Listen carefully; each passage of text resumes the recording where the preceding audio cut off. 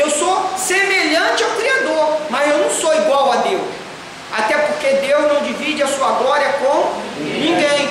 E esse homem aqui, está na revista aí, tá? Só que eu tirei na internet e ele vem dizendo assim, ó: o homem foi criado em termos de igualdade com Deus. Ele podia permanecer na presença dele sem qualquer consciência de inferioridade. O homem podia sim permanecer na presença dele, tanto que Adão, antes do pecado, permanecia na presença de Deus, não permanecia? Enoque, a Bíblia diz que Enoque foi o quê? Foi transladado. Né? São homens que andaram ali com Deus, mas não em termo superior a Deus ou igualdade. Ele era inferior, até porque o homem ele é criatura de Deus. Então não tem como comparar a criatura com o Criador. Nós somos feitos à imagem e semelhança, no sentido de quê? Que nós somos, quando eu olho no espelho, quando você olha no espelho, eu vejo que eu tenho que cortar o meu cabelo, eu vejo que a minha barba está por fazer, não é verdade? Eu vejo que eu tenho que arrumar a minha roupa, você vê também que tem que ajeitar o seu cabelo. As irmãs que são mais cuidadosas, mais vaidosas, têm que se cuidar. Quando eu olho no espelho, eu vejo que eu tenho que mudar alguma coisa. Se Deus é a minha imagem e semelhança, eu olho no meu espelho, que é Deus, eu vejo, ó, o meu caráter não está batendo com a minha imagem, o meu caráter não está batendo com a imagem de Deus, não está batendo com a semelhança de Deus. Eu tenho que mudar. Não estou sendo manso, eu não estou tendo bom caráter. Então nós somos feitos a imagem e semelhança de Deus nesse sentido, não no sentido de igualdade, porque esse homem ele bota o quê? O homem foi criado em termos de igualdade com Deus e podia permanecer na presença dele sem qualquer consciência de inferioridade. Olha que absurdo que ele bota, que o homem é igual a Deus. O homem não é igual a Deus, nós não somos Deus, nós somos criatura. A criatura jamais vai ser igual ao Criador. Nós somos semelhantes. Semelhante não é igual, não é fotocópia. Somos semelhantes a Ele. Alguém entendeu aqui? O outro bota aqui, ó: Deus precisa. Olha o que ele bota aqui, aquilo que a gente estava falando. Encostar Deus na parede. Olha o que ele bota aqui, ó. Esse aqui é Frederic K. Price. Ele bota assim, ó: Deus precisa receber permissão para trabalhar neste reino terrestre. Deus não precisa de permissão, irmão. Deus não precisa de permissão para trabalhar na minha vida, na sua vida, em área nenhuma da nossa vida. Olha o que ele bota: Deus precisa de permissão para trabalhar neste reino terrestre em favor do homem. Sim, você está no controle das coisas. Assim, se o homem detém o controle, quem deixou de exercê-lo? Deus. Quem está no controle é Deus, quem tem o controle é Deus. Nós temos que submeter à vontade de Deus. Tudo que eu passo, tudo que você passa, se eu passo por situação financeira desfavorável, eu tenho que me submeter à vontade de Deus. É como eu falei, todos nós queremos ser prósperos. Eu queria ter assim, ó, uma montoeira de dinheiro lá, ó, para chegar lá e, né, dar um melhor colégio para meus filhos, comprar o meu carro para vir lá de Ricardo para aqui, não é verdade? Mas o dinheiro não é tudo, até porque, como nós falamos ali, né, segula, né, que é um dos termos em hebraico, né, o maior nível de riqueza não é o dinheiro. O maior nível de riqueza é honra. E o dinheiro só não traz honra. Tem pessoa que tem dinheiro, tem riqueza, é próspero, mas não é uma pessoa honrada, é uma pessoa que é desrespeitada onde ele mora, diante da parentela. E o dinheiro só não é riqueza. Jesus falou: não ajunteis tesouro nesta terra, mas ajuntei tesouro no céu.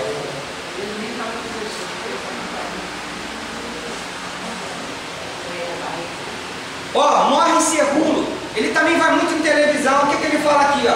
Você está olhando para morre Serrulo. Você está olhando para Deus. Está olhando para Jesus. É uma outra frase também que ele bota aqui.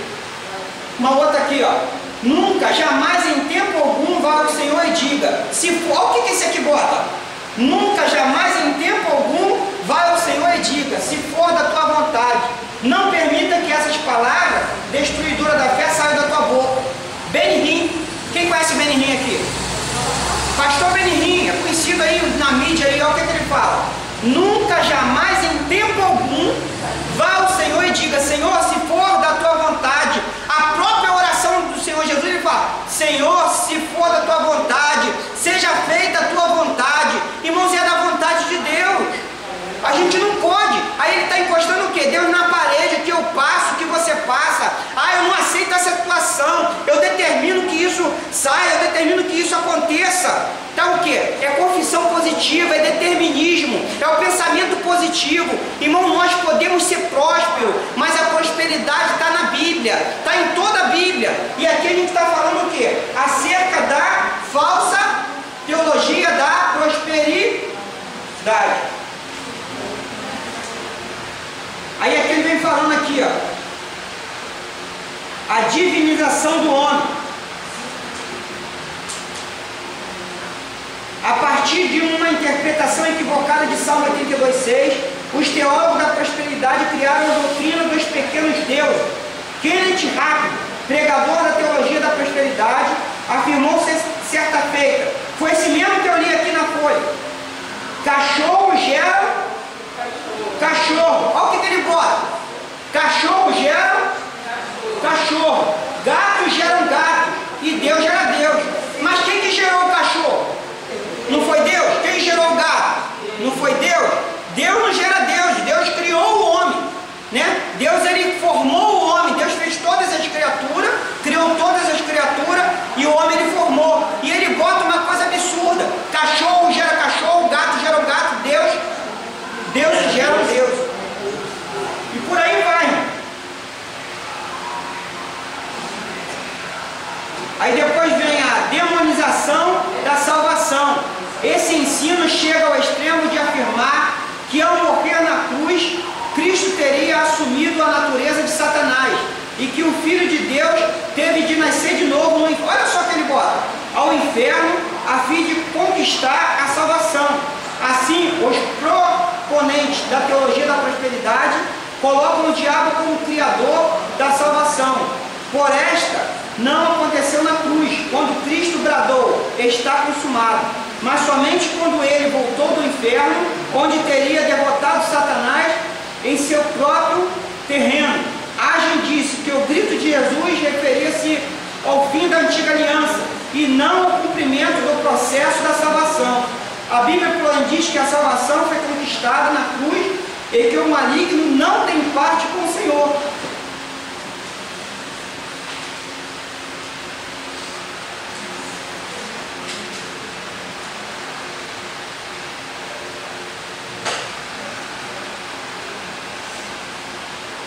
Então eles botam o quê? Eles botam que Satanás venceu Jesus na cruz. Só que foi o quê? Foi uma promessa lá em Gênesis. Ele fala lá em 3,15 o quê? Que da semente da mulher nasceria um que pisaria na cabeça da serpente. Entendeu? Então eles falam que quando Jesus morreu na cruz, né? Jesus perdeu, Jesus foi derrotado. Mas a Bíblia fala que ao terceiro dia Jesus ressuscitou. Negação do sofrimento. Os crentes não precisam mais sofrer. Todo sofrimento já foi levado na cruz do Calvário.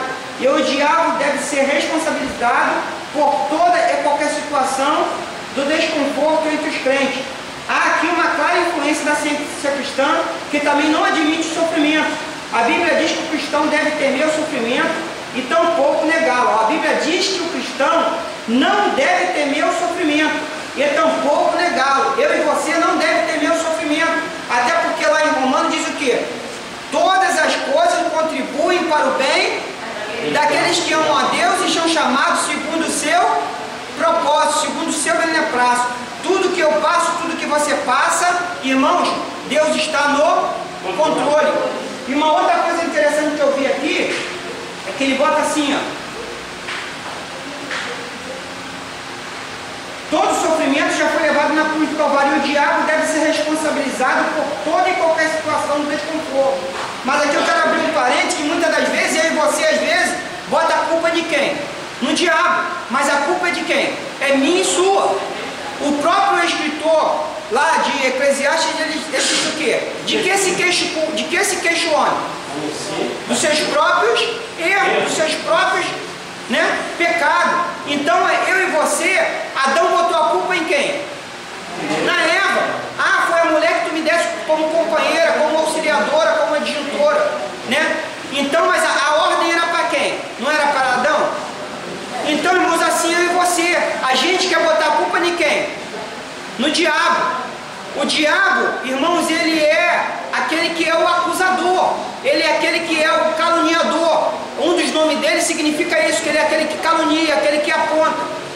Mas isso não quer dizer que a culpa está toda nele, senão Deus seria o quê? Seria injusto em mandar eu e você para o inferno. Se o diabo fosse, irmãos, o único...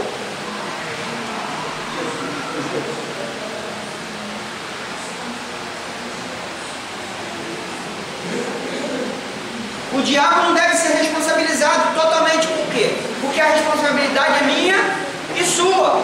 Porque se eu e você formos para o inferno, a culpa é de quem? A culpa é minha e sua. E tem sofrimento às vezes que eu e você passa, que não é o diabo, é eu e você mesmo. Ou seja, se esse ventilador está ligado, vamos supor, o ventilador, vamos botar ele como se fosse um vento. Porque a prova, a luta é como se fosse um vento. Que às vezes a gente pergunta assim: ah, irmão, como é que você está? Ah, irmão, estou passando um vento na minha vida. Mas às vezes esse vento foi eu que liguei o ventilador. O vento veio na minha vida porque foi eu que liguei lá o botão, foi eu que acionei o botão, foi eu que permiti que isso aconteça. Até porque tem a vontade também permissiva de Deus, Deus permite, e tem coisas que é eu e que você que às vezes que faz. Às vezes a gente passa por coisas que não era para passar, mas é eu e você às vezes que aperta o botão. Eu e você que liga lá no interruptor e está passando por isso, está passando por aquilo. E às vezes a gente quer reclamar com Deus, quer questionar com Deus. Quem é o homem, irmão, para questionar com Deus? Diz logo ali no textual aqui, ó. Mas o homem, quem és tu que a Deus replica? Porventura a coisa formada dirá o que formou? Por que fizeste assim? Tudo que eu passo nessa vida, tudo que você passa nessa vida, tudo que nós passamos, irmão, é a providência divina, tem o controle divino. A Bíblia fala em Romanos: todas as coisas contribuem para o bem daqueles que amam a Deus. Ah, irmão, mas eu estou passando por uma prova que eu não estou aguentando, não estou suportando.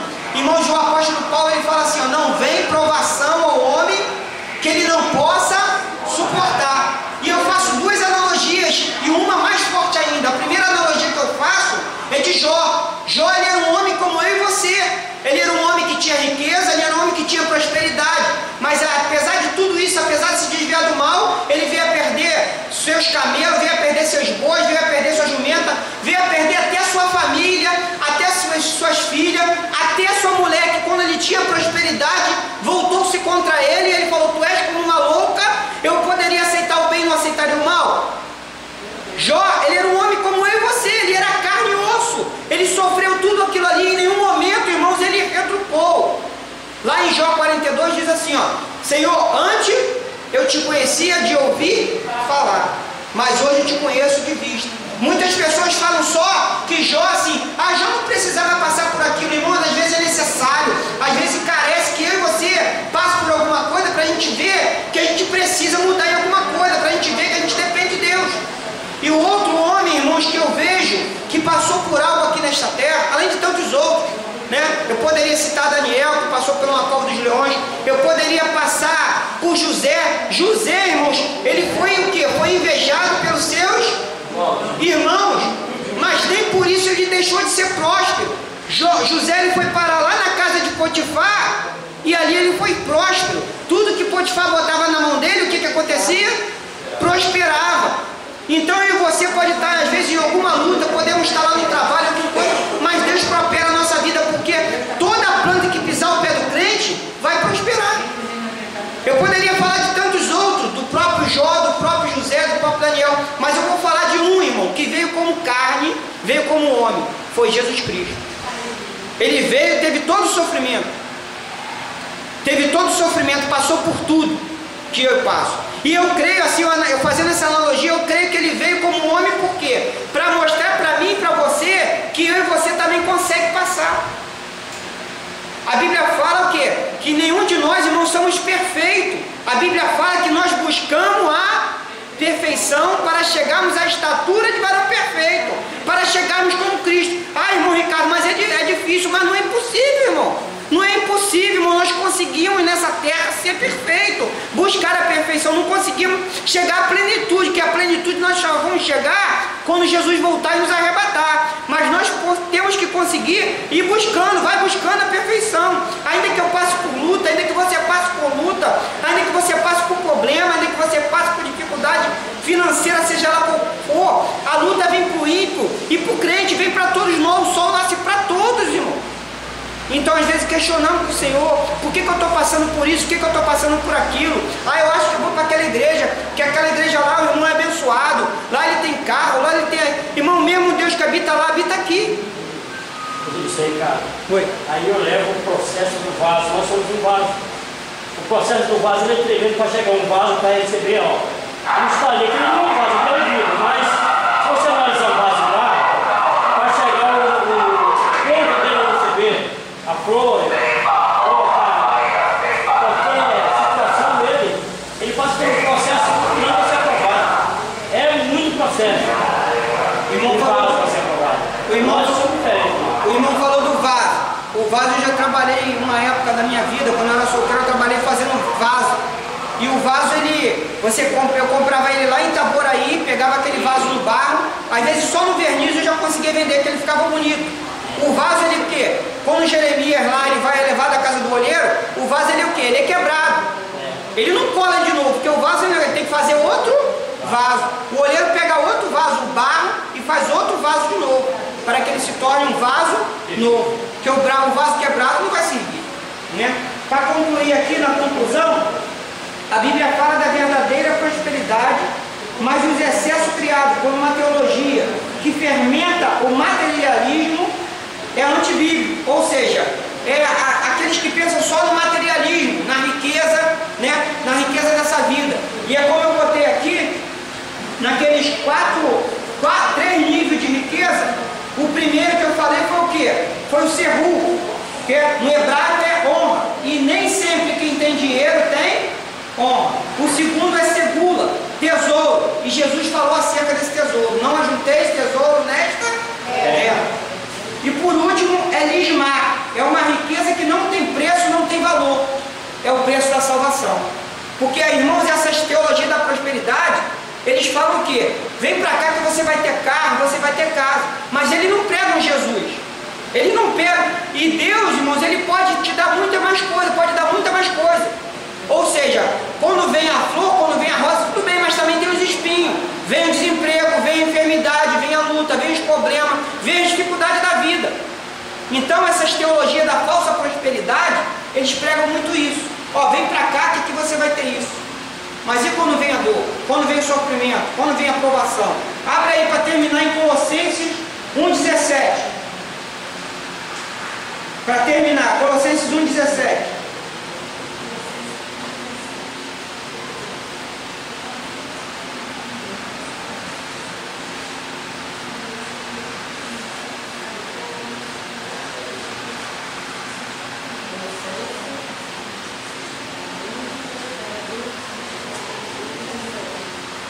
E Gênesis 1,3. Gênesis é o primeiro livro da Bíblia. Pode ler? Pode. Um abre em Colossenses 1,17, outro em Gênesis 1,3 e outro em 1 Coríntios 8,6. Aí vamos fechar aí. Colossenses 1,17. E ele é antes de todas as coisas, e todas as coisas subsistem por ele. Agora é Gênesis 1,3 e 1 Coríntios 8,6. 1 Coríntios 8,6 e Gênesis 1,3.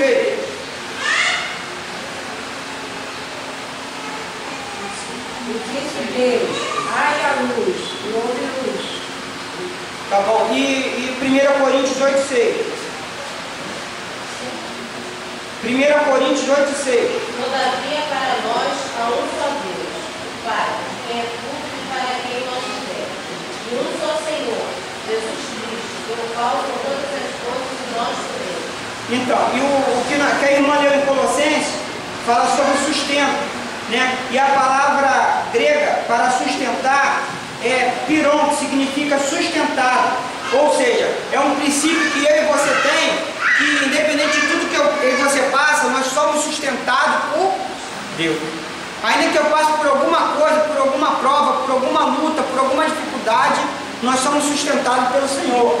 E aqui o comentarista na conclusão ele diz assim, a Bíblia fala da verdadeira prosperidade, mas os excessos criados por uma teologia que fomenta o materialismo é antibíblico.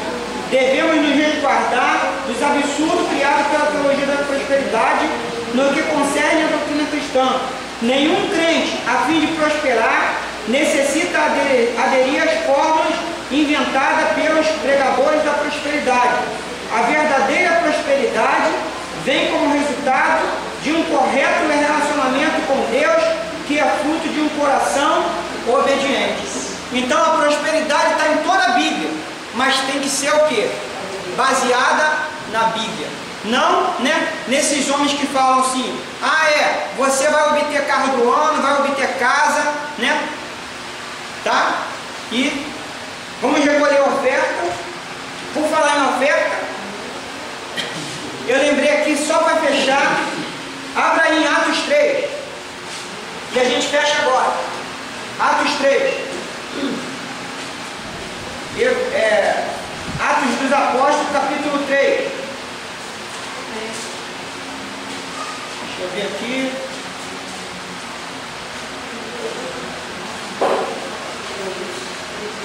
Atos dos Apóstolos 3. Acharam aí?